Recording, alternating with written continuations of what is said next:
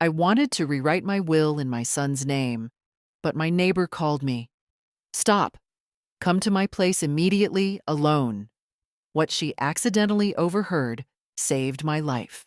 I'm glad you're here with me. Please listen to my story till the end and let me know which city you're listening from. That way I can see how far my story has traveled. My life had been quiet and predictable for the past 3 years since my husband Robert passed away. I lived alone in our modest 2-story house in the Portland suburbs, the same house where we'd raised our son Brian. The mortgage was paid off decades ago, and between Robert's pension and my Social Security, I managed comfortably. Not wealthy, but secure.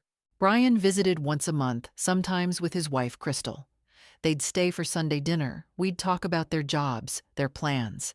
Crystal worked as a dental hygienist, Brian in middle management at a logistics company. They seemed happy enough, though they'd mentioned several times lately that they were stretched thin financially. I'd offered small loans here and there, which they'd accepted gratefully. But something had shifted in the past few weeks. It started small. Brian called more frequently, asking casual questions about my health, my finances, whether I'd updated my will recently. Just making sure everything's in order, Mom, he'd say. You're not getting any younger. The words felt caring on the surface, but something in his tone made my stomach tighten. Then Crystal started joining these conversations, her voice sugary sweet. Margaret, have you thought about simplifying things? You know, making sure Brian doesn't have to deal with complications when, well, you know. When what? When I died? I was 68 and in good health, not on death's door. 2 weeks ago, they visited unexpectedly on a Tuesday evening. Brian suggested I meet with their lawyer friend to update some documents. Crystal squeezed my hand and smiled. It would give us such peace of mind, knowing you're taken care of. But I already had a will. Everything was going to Brian anyway. He was my only child. What needed updating? I'd noticed other things too. Small things. Crystal asking detailed questions about my medication routine. Brian casually measuring my kitchen, saying something about eventually renovating. The way they'd both started calling me more fragile than I felt, treating me like I was confused when I was perfectly sharp. Last Thursday, Brian brought over a stack of papers. Just some estate planning stuff, Mom. Sign here, here, and here. I'd started to reach for my reading glasses when something stopped me. Why the rush? Why couldn't I read them properly first? Let me look these over, I'd said. I'll sign them next time you visit. The temperature in the room had dropped. Crystal's smile had frozen on her face. Brian's jaw had clenched. It's really just standard paperwork, he'd said, his voice tight. Nothing complicated. But I'd held firm. They'd left earlier than usual, and I'd felt their disappointment like a cold fog. That was 5 days ago.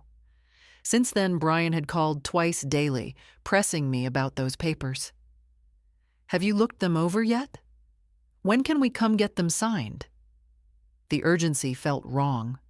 Everything felt wrong. This morning, I'd finally made a decision. I was being paranoid, I told myself. Brian was my son, my only child. Of course he had my best interests at heart. I was probably imagining things, letting loneliness twist normal concern into something sinister. I'd picked up the phone to call him, to tell him to bring the papers back, that I'd sign them. I'd started dialing when my cell phone rang. It was Donna, my neighbor from 3 houses down. Margaret. Her voice was strange, breathless, urgent. Stop whatever you're doing. Don't sign anything. Don't call Brian. Come to my house right now, alone. This is urgent. Please. My hand had frozen on the phone. Donna, what? Now, Margaret, come right now. And don't tell anyone you're coming here. She'd hung up. I'd stood in my kitchen, my heart pounding. Donna was 72, a retired school teacher, sensible and calm. I'd never heard that tone in her voice before, that mixture of fear and determination. What could she possibly know? I'd looked down at my phone, at Brian's number still displayed on the screen. My finger had hovered over the call button. Then I'd set the phone down, grabbed my purse, and walked out my back door. The three-house walk to Donna's had felt like miles. What had she heard? What did she know? And why did my hands shake as I knocked on her door? When she'd opened it, her face was pale. She'd pulled me inside quickly, locked the door behind us, and led me to her kitchen table. A cup of tea sat waiting, still steaming. "Sit down, Margaret," she'd said quietly. "What I'm about to tell you is going to break your heart, but it might just save your life." Donna's hands trembled as she poured herself tea. She didn't look at me directly at first, just stared at the steam rising from her cup. "Yesterday afternoon," she began slowly, "I was in my backyard, trimming the roses along the fence line. You know how the bushes are overgrown there, right up against your property. I wasn't trying to eavesdrop, Margaret. You have to believe that." "What did you hear?" My voice came out as a whisper. She took a deep breath. "Brian and Crystal were in your backyard. I heard them through the fence. They must have thought you were inside, couldn't hear them. They were arguing, but keeping their voices low." She finally met my eyes. "Margaret, Brian said once she signs the new will and the power of attorney, we'll have about 6 months, maybe less." And Crystal said, "6 months until what?" And he said, she stopped, her eyes filling with tears. "Tell me." He said, "Until we can make it look natural. Old people fall all the time. They forget to turn off the stove. They take the wrong medication. It happens." The kitchen tilted. I gripped the edge of the table. "Crystal asked about the money," Donna continued, her voice breaking. "She said, but the house is only worth about $400,000. That's not enough to solve our problems." And Brian said, "It's not just the house. There's the life insurance, $250,000, plus her savings and investment accounts. She's been careful her whole life. My father's pension included a survivor benefit she never touched. We're talking close to $900,000 total, maybe more." $900,000. I'd been careful, yes, frugal. Robert and I had saved, invested modestly, lived below our means. We'd wanted security. We'd wanted to leave Brian something. "There's more," Donna said quietly. "Crystal said something about how you were too healthy and that the papers needed to be signed first so they'd have control. Brian said the new will cuts out any other beneficiaries. He mentioned something about a charity you'd planned to leave money to. And the power of attorney would let them access everything immediately if you became incapacitated. The Humane Society. Robert and I had pledged 10% to them, $100,000. We'd loved animals all our lives." "They talked about timing," Donna continued. "Crystal said, what if she already told someone about the charity?" And Brian said, "She hasn't. I checked her current will at her house last month when she was at the grocery store. Once the new one is signed, the old one becomes void." He'd been in my documents, in my private papers, searching through my things. My son, my baby boy, who I'd rocked to sleep, who I'd nursed through childhood illnesses, who I'd put through college working double shifts as a waitress because Robert's salary only stretched so far. That little boy was planning to kill me for money. The tears came then, hot and bitter. Donna moved her chair beside mine and held my hand while I sobbed. How long did I cry? 10 minutes? 20? When the tears finally slowed, I felt hollow, carved out. "What do I do?" I asked. "We call the police." "And tell them what? That my neighbor overheard a conversation through a fence? That my son was discussing hypotheticals?" I shook my head. They'd call it a misunderstanding. There's no proof, no recording. It's my word, your word, against his. Then what? I was quiet for a long moment, my mind working through the shock and grief. I need to think clearly. I need to know exactly what I'm dealing with. Margaret, if I confront him now with no proof, he'll deny everything. He'll say you misheard, or that he was joking, or discussing a movie plot. And then he'll know I'm suspicious. He'll know I know. I looked at her. And if he's really planning what you heard, desperate people do desperate things. The fear was there, cold in my chest. But something else was building too. Something harder. I need to see those papers he wanted me to sign. I need to understand exactly what the plan was. How will you do that? I'll call him. I'll say I'm ready to sign. I'll tell him to bring them over. I stood up, steadying myself against the table. But I won't sign them. I'll read every word. And I'll make copies before he leaves. And then? Then I figure out how to protect myself, how to prove what he's planning, and how to make sure he can't hurt me. Donna studied my face. You're sure you want to do this? Maybe you should just disappear, stay with friends, cut him off. He's my son.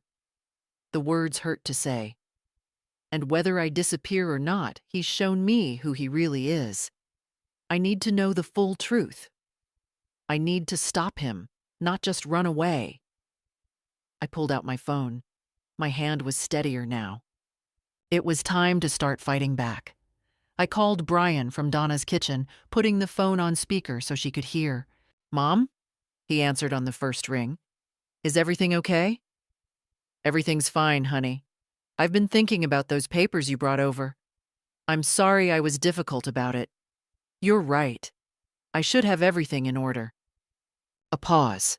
Then his voice, careful, measured. So you've looked them over?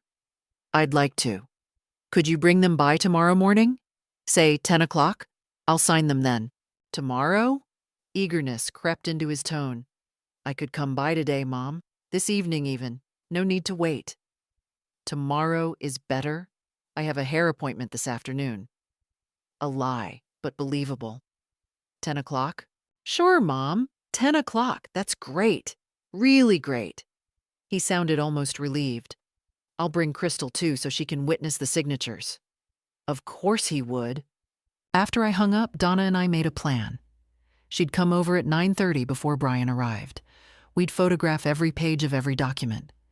Then I'd read them carefully while appearing to just skim. I wouldn't sign anything, not yet. I'd tell Brian I wanted my own lawyer to review them first, a reasonable request that he couldn't refuse without looking suspicious. That night, I barely slept.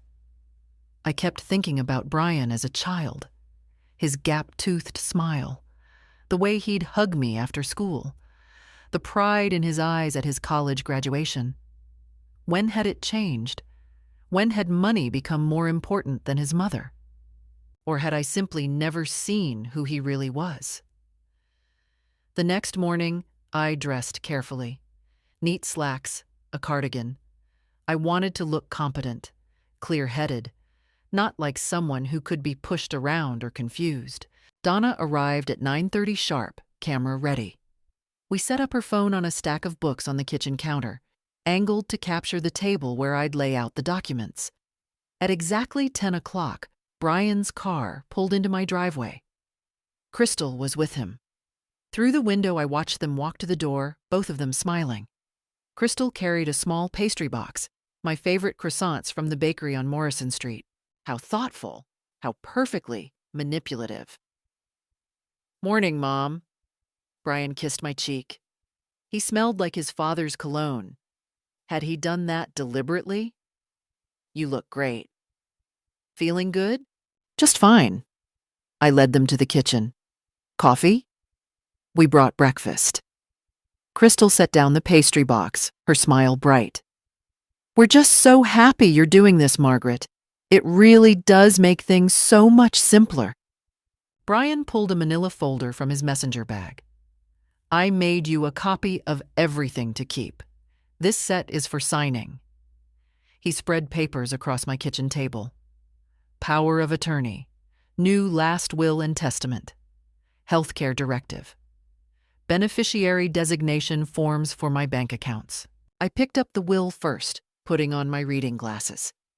Behind me, Donna's phone was recording everything. It's pretty straightforward, Brian said, leaning over my shoulder. Everything goes to me, which is what you always wanted anyway. We just clarified some language about the estate execution process, made it more efficient. I read slowly, and there it was, on page 3. All previous wills, codicils, and testamentary dispositions are hereby revoked. The carefully worded language removing the Humane Society bequest, buried in legal terminology. A casual reader might miss it. They'd been counting on me to miss it. The power of attorney was worse. It granted Brian immediate authority over my finances, my healthcare decisions, my property. It didn't require any doctor's certification of incapacity, just his word that I was unable to manage my affairs. This is very comprehensive, I said slowly. That's good, right? Crystal's voice was honey-sweet. Comprehensive means protected. It means you'd have complete control over everything I own. A beat of silence. Brian laughed, but it sounded forced. Mom, I'm your son. Of course you trust me. Of course. I set down the will and picked up the healthcare directive. This one made my blood run cold. It authorized Brian to refuse any life-saving treatment on my behalf, to discontinue life support, to make all end-of-life decisions. If I fell down the stairs, as Brian had so casually suggested to Crystal, and ended up in the hospital, he could simply let me die. Refuse surgery. Refuse intervention. It would all be legal, documented, his right as my healthcare proxy. I need my lawyer to review these, I said quietly. The temperature in the room dropped. Your lawyer? Brian's smile tightened. Mom, this is standard estate planning. You don't need... I need my lawyer to review them. I kept my voice firm. It's my signature, my assets. I'd be foolish not to have professional advice. Crystal's eyes narrowed. We used a professional to draw these up. Our lawyer friend. Then my lawyer will confirm everything is in order, and I'll sign next week. I began stacking the papers. I'll make an appointment this week. Mom? Brian's voice had changed, harder now. These documents need to be signed and notarized together. If you wait, then we'll wait and do them together next week. I met his eyes. Brian, I'm not confused, and I'm not being difficult. I'm being responsible. You should appreciate that. He stared at me. For just a moment, I saw something flicker across his face. Anger, frustration, maybe even hatred. Then the mask slid back into place. Of course, Mom. Whatever makes you comfortable. He gathered the papers stiffly. Call me after you meet with your lawyer. They left quickly, Crystal's goodbye notably cooler.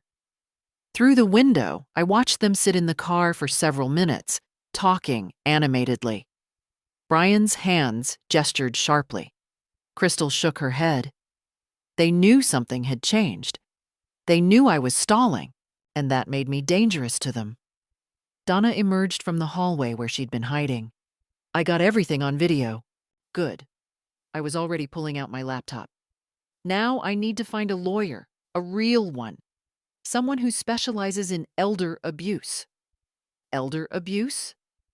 That's what this is. Financial exploitation, attempted fraud, and conspiracy to commit. I couldn't say the word. Murder.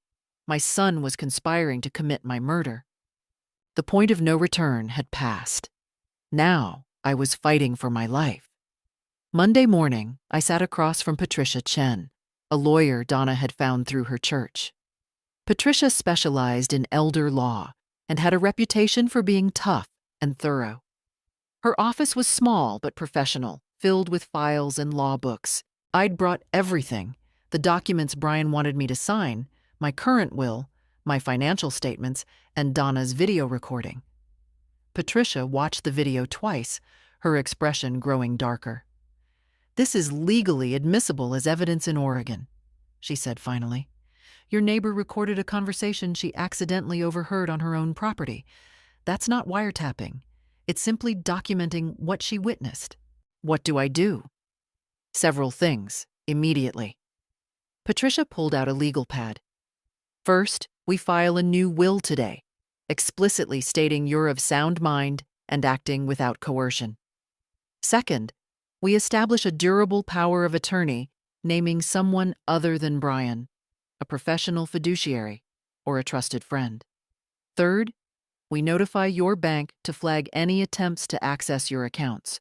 Fourth, we document everything, every phone call, every visit, every interaction with your son. Will that be enough? To protect your assets? Yes. To prosecute him?" She hesitated. "That's harder. What your neighbor overheard is deeply disturbing, but conspiracy charges require proof of concrete steps toward the crime. Right now, they've taken steps toward financial fraud, but not toward physical harm. So I just wait for him to try to kill me? No. You document, you protect yourself, and you build a case. Has he had access to your home? Keys?" "He has a key, from when Robert died, in case of emergency. Change your locks today. Install security cameras. Let me draft a cease and desist letter establishing boundaries. No more unexpected visits. No more pressure to sign documents. If he violates that, it strengthens our case." We spent 3 hours in her office. By the end, I'd signed a new will leaving 10% to the Humane Society, as Robert and I had always planned, with the remainder to Brian, only if he survived me and had not been convicted of any crime against me or my estate. A poison pill clause, Patricia called it. I'd appointed Donna as my healthcare proxy. I'd authorized Patricia to notify Adult Protective Services of the situation. "This will make him very angry," Patricia warned. "When he learns you've lawyered up, that you've blocked his access, he may escalate. These situations can become dangerous. He was already planning to kill me."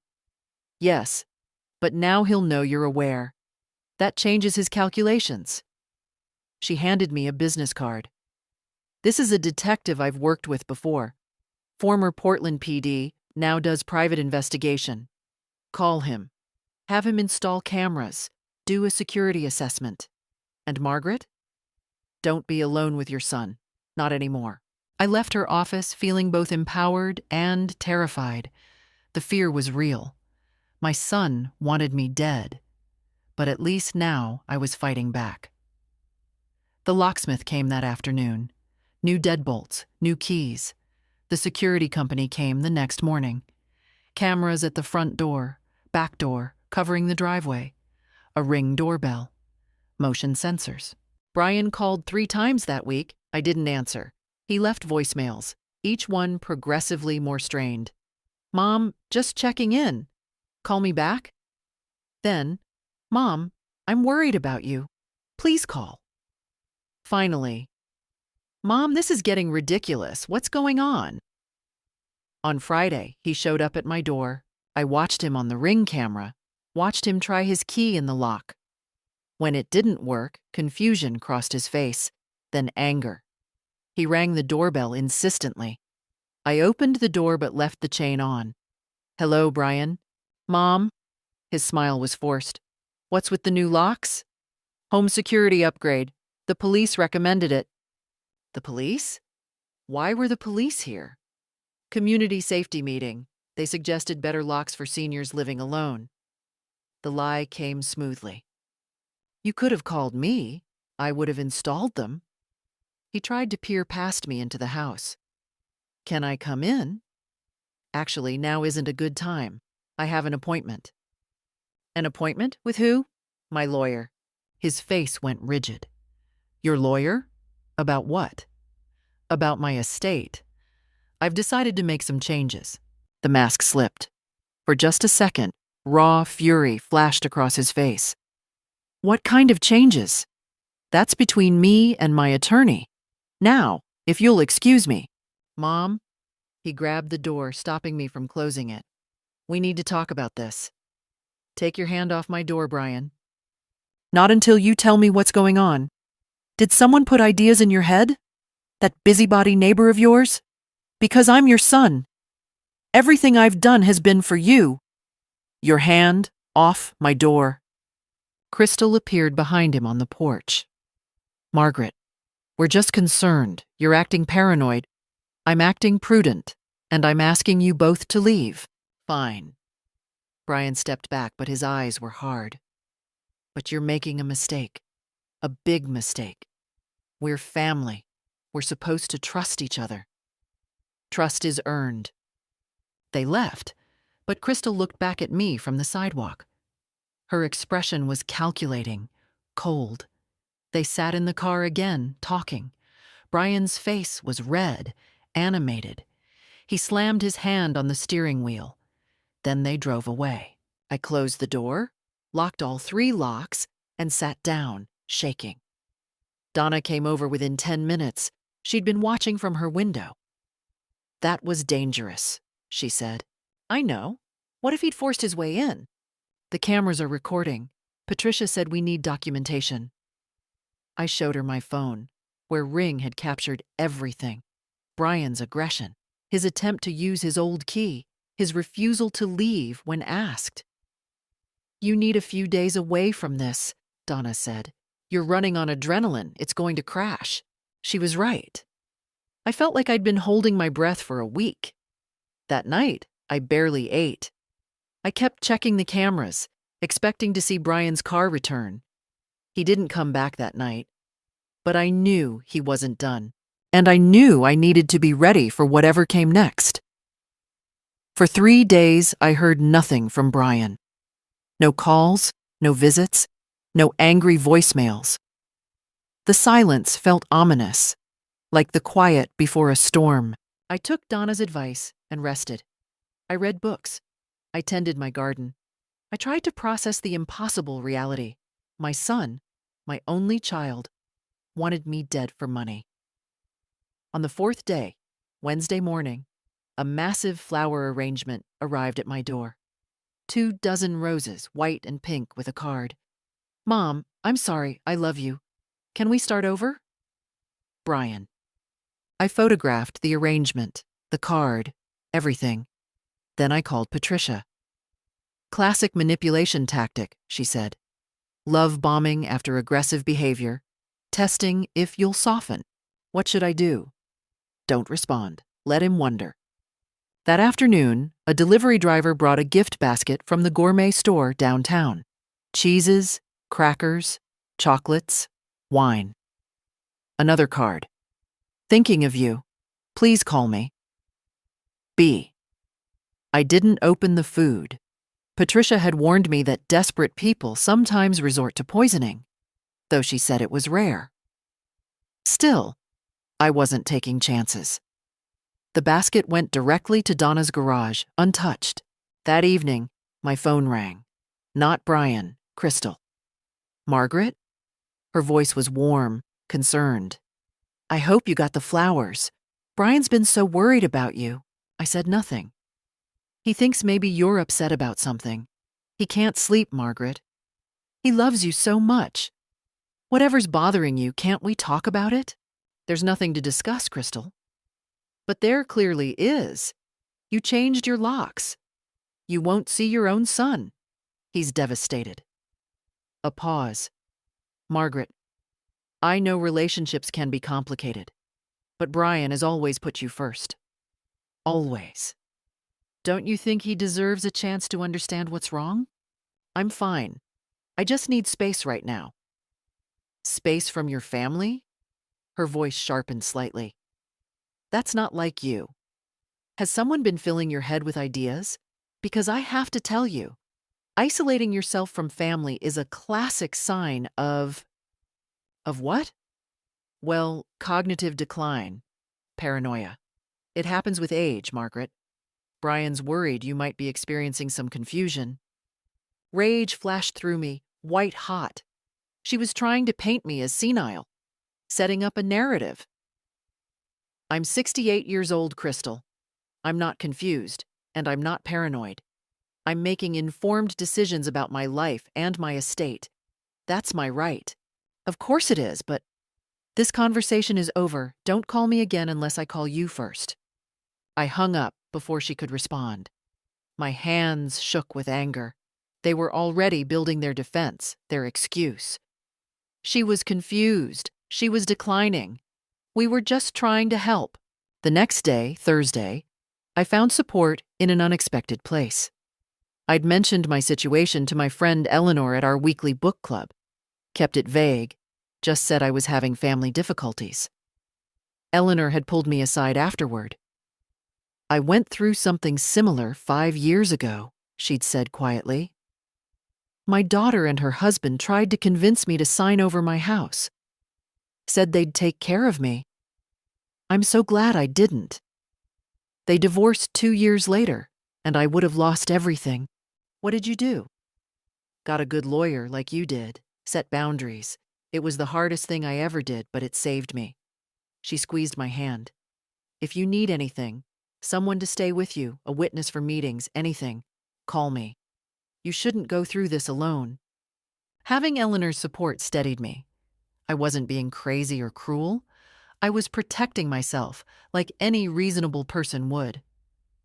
Friday brought another delivery. A framed photo of Brian as a child, sitting on my lap at his 5th birthday party. Both of us laughing, cake on our faces. The note said, "Remember when things were simple? I miss you, Mom."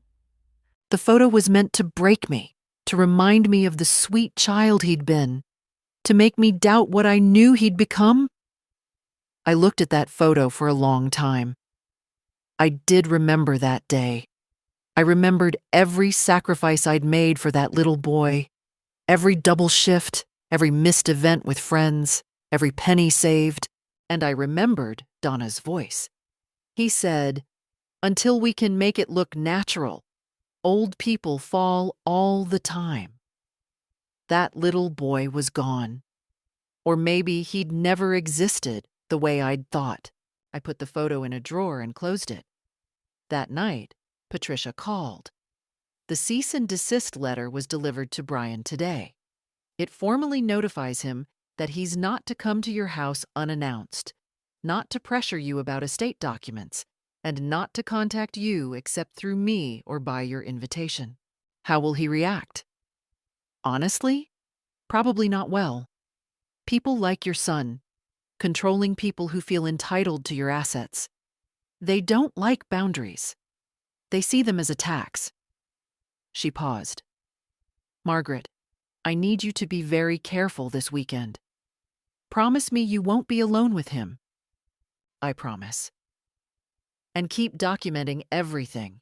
Every gift, every call, every message. It's all part of the pattern we're building. After we hung up, I sat in my quiet house, my doors locked, my cameras recording. Outside, twilight settled over the neighborhood. Everything looked peaceful, normal. But I knew better now. The calm was temporary. Brian and Crystal were regrouping, planning their next move. And I needed to be ready. They came Sunday morning, unannounced. I was in my garden, pruning roses, when I heard the car door slam. I looked up to see Brian and Crystal walking up my driveway, both dressed nicely, church clothes, though I knew they didn't attend church. Brian held up his hands in a peaceful gesture as he approached. Mom, please, just 5 minutes. We need to talk. You received the letter from my attorney. That's exactly what we need to talk about. He stopped a respectful distance away. Can we come inside, please? Every instinct said no. But Donna was watching from her window. We'd arranged that after Patricia's warning. Eleanor had given me a personal alarm that connected to her phone, and all my cameras were recording. We can talk out here. The neighbors can hear whatever you have to say. 5 minutes, Brian, that's all. He exchanged a glance with Crystal, then nodded. They followed me to my patio table, where I'd been having morning coffee. I didn't offer them any. "Mom, I don't understand what's happening." Brian's voice was pained, confused, an excellent performance. "That letter from your lawyer, it made it sound like we've been harassing you, like we're enemies. We're not. We're your family. The letter establishes boundaries. But why do we need boundaries? Since when can't I visit my own mother?" "You can visit, with notice, at reasonable times." Crystal leaned forward, her face sympathetic. "Margaret, we're worried about you. These sudden changes, the locks, the lawyer, pushing away your family, they're concerning. We love you. We just want to make sure you're okay." "I'm fine. But are you?" Brian's tone shifted, became more intense. Because fine people don't suddenly act paranoid. Fine people don't cut off their only son for trying to help them plan their estate. I'm not cutting you off. I'm establishing healthy boundaries. "Healthy?" Crystal laughed, but there was no warmth in it. "What's healthy about refusing to let your son in your house? About changing locks without telling him? About running to a lawyer the moment he tries to help you?" "Help me?" I felt my temper rising. "Is that what you call it?" "Yes." Brian stood up, agitated. "That's exactly what it is. Mom, you're 68 years old. Dad's been gone 3 years. You're alone. Something could happen to you, and nobody would even be able to get in to help. Those papers I asked you to sign, they were just practical preparations. They were designed to give you complete control over my life and my assets." Silence fell. Brian stared at me. "Who told you that?" "I can read, Brian. I had an actual attorney review those documents. They weren't simple estate planning. They were a power grab." His jaw tightened. "A power grab? I'm your son. And that entitles you to what exactly? My money? My house? The right to make medical decisions for me whether I want you to or not."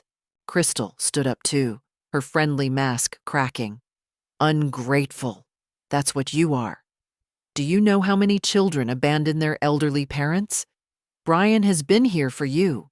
He calls you. He visits you. He cares what happens to you.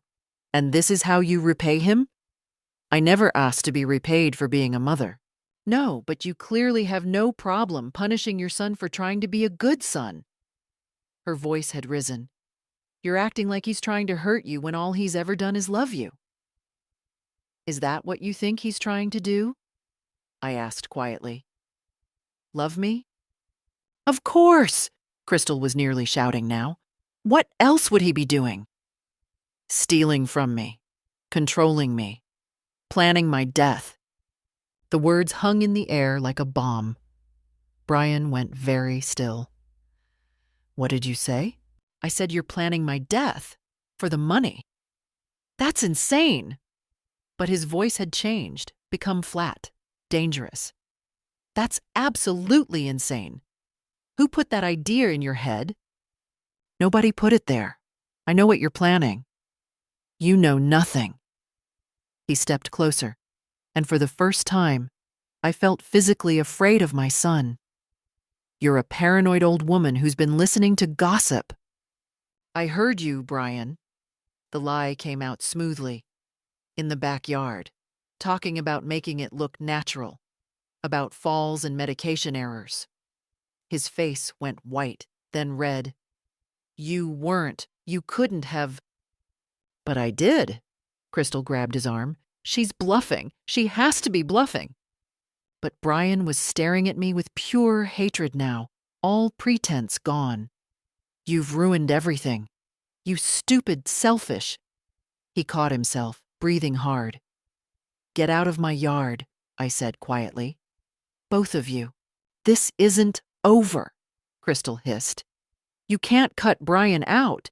He's your son. He has rights."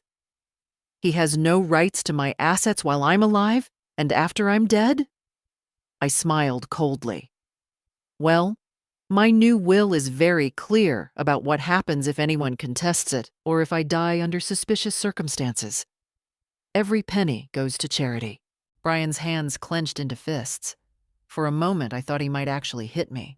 Then Crystal pulled him back. "Let's go. She's not worth it." They stormed to their car.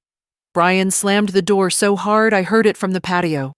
They sat there for a long moment, both of them yelling at each other before peeling out of my driveway. I sat down, my legs shaking. My heart pounded so hard I felt dizzy. Donna was at my door within seconds. "I called the police. I watched the whole thing. He threatened you." "No. No police. Not yet." I needed to think. "He didn't actually threaten me. He just got angry." "Margaret, we need more, Donna.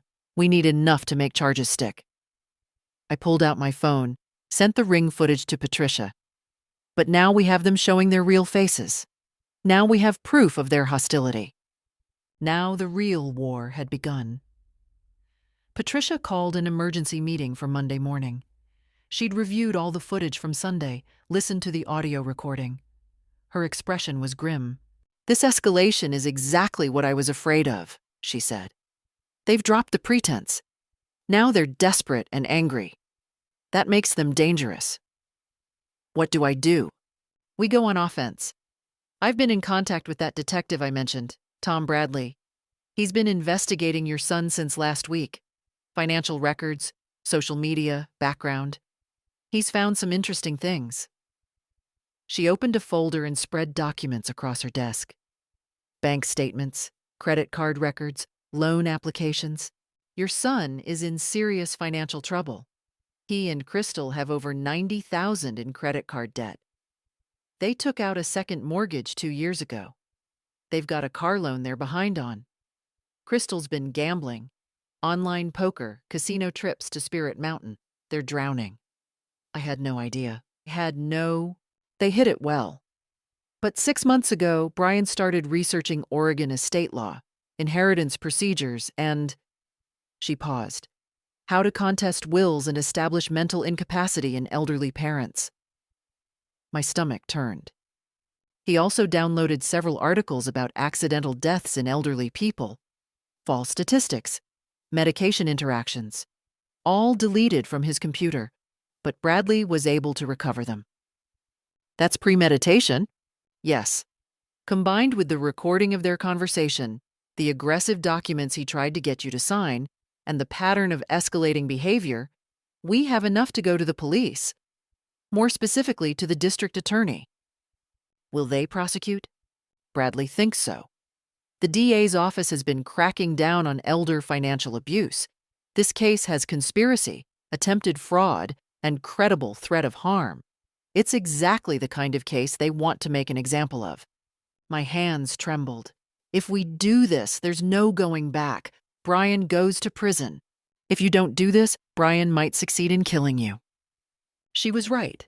I knew she was right. "Okay," I whispered. "Do it." The meeting with the DA happened Wednesday. I sat in a conference room with Patricia, Detective Bradley, an assistant district attorney named Marcus Wells, and 2 investigators. They recorded my statement. I told them everything. Donna's overheard conversation, the fraudulent documents, the escalating behavior, the confrontation in my yard. They showed me what they'd compiled. Brian's financial records, his search history, witness statements from Donna and Eleanor, the video footage, the timeline of his increasing desperation. "Mrs. Harrison," Marcus said carefully, "this is one of the most clear-cut cases of elder financial exploitation and conspiracy I've seen. Your son was systematically working to gain control of your assets, and based on all available evidence, planning to cause your death to accelerate his inheritance." Hearing it stated so baldly, so officially, made it real in a way it hadn't been before. What happens now? We arrest him. Both him and Crystal. She was complicit in the planning and execution. We charge conspiracy to commit fraud, attempted financial exploitation of an elder, and criminal conspiracy. Given the evidence of their conversations about causing your death, we'll also pursue charges of conspiracy to commit murder. When? Tomorrow morning, we wanted your consent first, but Mrs. Harrison, with or without it, we'd be moving forward. This is too serious to ignore. I nodded, numb. Thursday morning, I stayed home. Patricia called me at 10:47 a.m. It's done. They arrested both of them at their house. Your son's being booked now. I should have felt relief. Instead, I felt hollow. That evening, Brian's lawyer called me. A public defender, since Brian couldn't afford private counsel. Mrs. Harrison, my client would like to speak with you. No. Ma'am, he's your son. He's devastated. He says there's been a terrible misunderstanding. There's no misunderstanding. He planned to kill me for money. Tell him I have nothing to say to him. I hung up. Crystal's mother called next, hysterical. How could you do this to them? To your own son? They were just trying to help you. They were trying to rob and murder me. That's ridiculous! Crystal would never! The police have evidence. The district attorney has evidence. If you want to help your daughter, get her a good lawyer and tell her to cooperate with the investigation. More calls came over the next few days. Brian's childhood friends, former neighbors, people I hadn't spoken to in years, all calling to plead his case, to tell me I was being cruel, to say I'd misunderstood. Only Donna, Eleanor, and Patricia understood. People don't want to believe that children can be predators, Patricia explained. It challenges their fundamental worldview.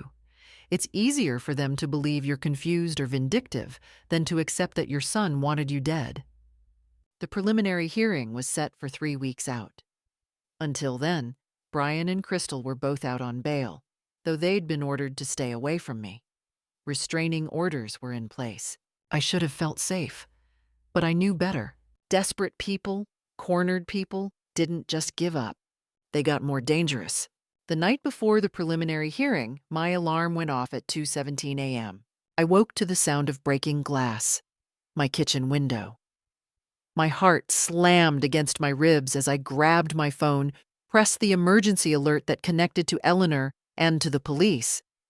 Then I locked my bedroom door and crouched in the corner, phone in hand, watching the Ring camera feeds. A figure in dark clothes climbed through my kitchen window. Male, medium height. Brian. He moved through my house quietly, purposefully, checking rooms, looking for me. My phone buzzed. Eleanor. Police are coming. 3 minutes. Stay locked in. On camera, I watched Brian try my bedroom door. Find it locked.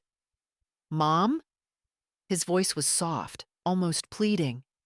Mom, I just want to talk. Open the door. I said nothing. Mom, please. They've ruined everything. That lawyer, those cops, they don't understand. We can fix this. We can tell them you were confused, that you want to drop the charges. Open the door. Silence. His voice changed, became harder. Open the door, Mom. He slammed against it. Once. Twice. The doorframe cracked, but held. You destroyed my life. For what? You're going to die anyway. In 5 years, 10 years, what difference does it make? The money was going to be mine eventually. You selfish, vindictive. Sirens, close now. Brian cursed. I heard him run back through the house, watched on camera as he tried to climb out the window, and came face to face with police flashlights. Hands up! Get on the ground! The arrest was swift. Brian, face down on my kitchen floor, hands cuffed behind his back, screaming that I was crazy, that he was just checking on me, that I'd been in danger. The officers found the crowbar he'd used on my window, found the bottle of pills in his pocket, my prescription medication, the same pills I kept in my bathroom cabinet. Sleeping pills. Enough to kill someone if crushed into food or drink. Detective Bradley arrived 20 minutes later. By then, I was sitting on my couch, wrapped in a blanket Eleanor had brought over, giving my statement to 2 officers. Breaking and entering attempted burglary, violation of a restraining order, Bradley said grimly. And given those pills, we can add attempted murder. No bail this time, Mrs. Harrison. He stays locked up until trial. The preliminary hearing became a full arraignment. The DA added the new charges. Brian's public defender tried to argue that Brian had been worried about his mother and checking on her safety, but the evidence was overwhelming. The broken restraining order, the forced entry, the stolen medication, his recorded threats. The judge denied bail. Brian would await trial in jail. Crystal tried to cut a deal immediately. Her lawyer contacted the DA's office within days. She'd testify against Brian, admit they'd planned to defraud me, admit they'd discussed ways to accelerate the inheritance. In exchange, she wanted reduced charges. Marcus Wells called me to ask my opinion. "What do you think she should get?" he asked. "The truth," I said. "Whatever reflects what she actually did. She was complicit in planning to steal from me and kill me. I don't care if she testifies or not. I want her to face real consequences." No mercy? None.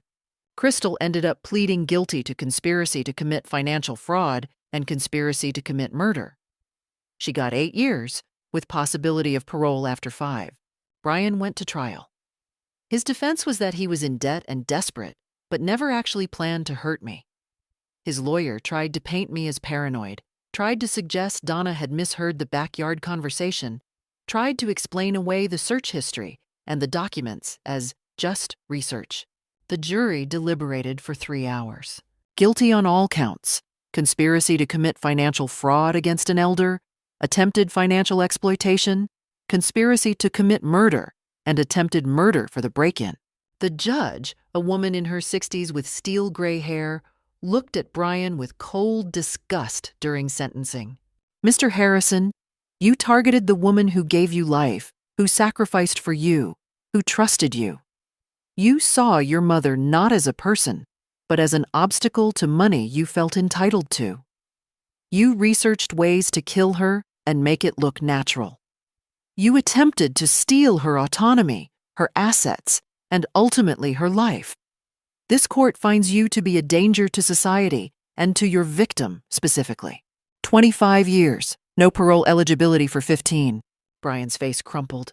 He looked at me across the courtroom, and for just a moment, I saw the little boy I'd raised. Then his expression twisted into rage. "This is your fault!" he screamed as they led him away. "You're supposed to love me! You're my mother!" "I do love you," I said quietly, though I wasn't sure he heard. "That's why this breaks my heart, but I love myself more." The courtroom doors closed behind him. It was over. 6 months after the trial, I stood in my newly renovated kitchen. The window Brian had broken had been replaced with impact-resistant glass, the whole frame reinforced. The house felt like mine again. I'd made other changes too. The master bedroom was now a reading room. I'd moved into the smaller bedroom with the better morning light. I'd adopted 2 cats from the Humane Society. Gray tabbies named Luna and Soul. The house felt alive again, full again, but in a better way. The life insurance I'd maintained on myself had been canceled the day after Brian's arrest. No point in providing motive to anyone else. I'd updated my will again with Patricia's help. The Humane Society would get half. The other half would be split between scholarships for first-generation college students and a women's shelter. Brian was explicitly excluded. Not a penny would go to him even after release. Oregon law allowed it, especially given his conviction. My days had settled into a peaceful rhythm. Mornings in the garden, lunch with Eleanor or Donna, book club twice a month, a watercolor class I'd started at the community center. Simple things, good things. I'd finally started seeing a therapist, Dr. Rebecca Morrison, who specialized in family trauma. The grief was real. Mourning not just the son I'd thought I had, but the relationship I'd believed existed. Some days were harder than others. "You're allowed to love him and protect yourself from him," Dr. Morrison had told me. Those aren't contradictory. They're both true.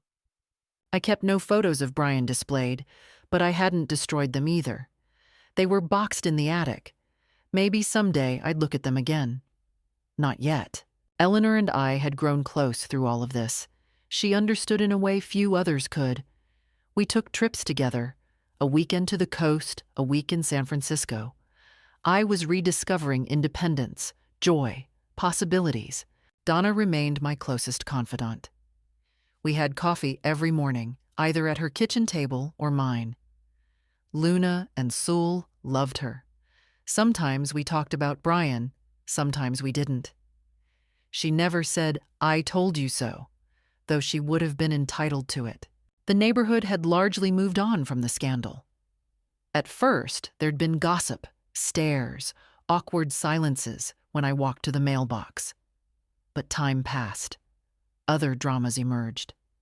Most people now just saw me as Margaret, the quiet woman with the cats who grew beautiful roses. Some former friends had sided with Brian, believed his story that I was cruel or confused.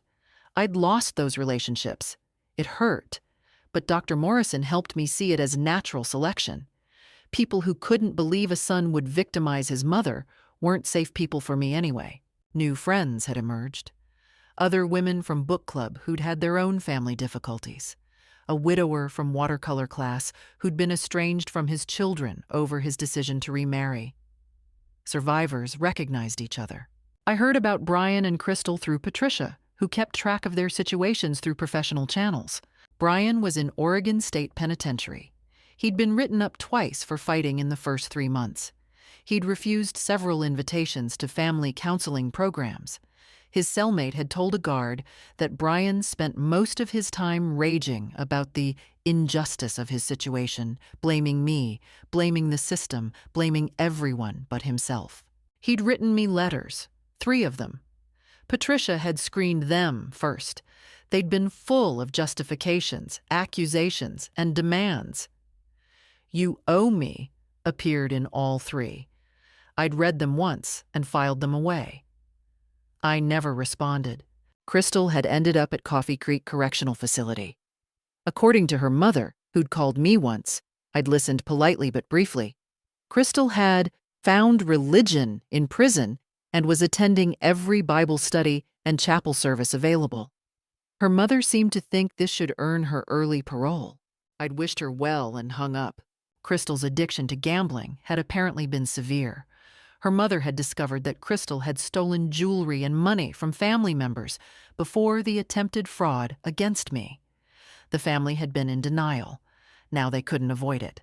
She'd be eligible for parole in less than 4 years. When that hearing came, I would attend and give a statement. I would make sure the parole board understood exactly who she was and what she'd done. Brian's earliest possible parole was 12 years away. I'd be 80 by then. Part of me knew I might not live to see that hearing. Part of me was grateful for that. The money I'd saved my whole life, the money Brian had wanted so desperately, was being put to actual use. I'd started making donations to causes Robert and I had cared about. The Humane Society had named a cat adoption room after us. The college scholarship had already sent 2 students to university. I was spending some on myself, too. The trips with Eleanor, the art classes, small luxuries I'd always denied myself. What good was security if you never enjoyed it? On Luna's recommendation, I'd started volunteering at a senior center, teaching basic computer skills to other elderly folks. One woman, Martha, had started asking me about estate planning after her son had begun pressuring her about money. I'd given her Patricia's card immediately. "Don't wait," I'd told her. "Trust your instincts." She'd updated her will that week. Maybe that was my purpose now, using my nightmare to help others avoid theirs. Some nights, I still woke from dreams where Brian was climbing through my window. But then I'd hear Luna purring beside me, feel the solid reality of my locked doors and security system, remember that I was safe. I'd survived. More than that, I was thriving. And Brian? Brian was exactly where he belonged. So that's my story. My son tried to kill me for money, and I stopped him. I protected myself, prosecuted him, and reclaimed my life. Would you have seen the warning signs? Would you have had the courage to act? Or would you have trusted family over instinct? I hope you never have to make that choice. But if you do, choose yourself. Choose safety. Choose survival. If this story resonated with you, please leave a comment below. Share your thoughts, your experiences. You're not alone in these struggles. And if you want to hear more stories like this, real stories about real people facing impossible choices, subscribe to my channel.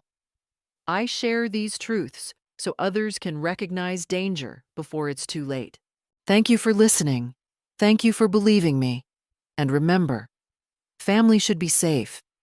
If they're not, you have every right to protect yourself. Stay safe out there.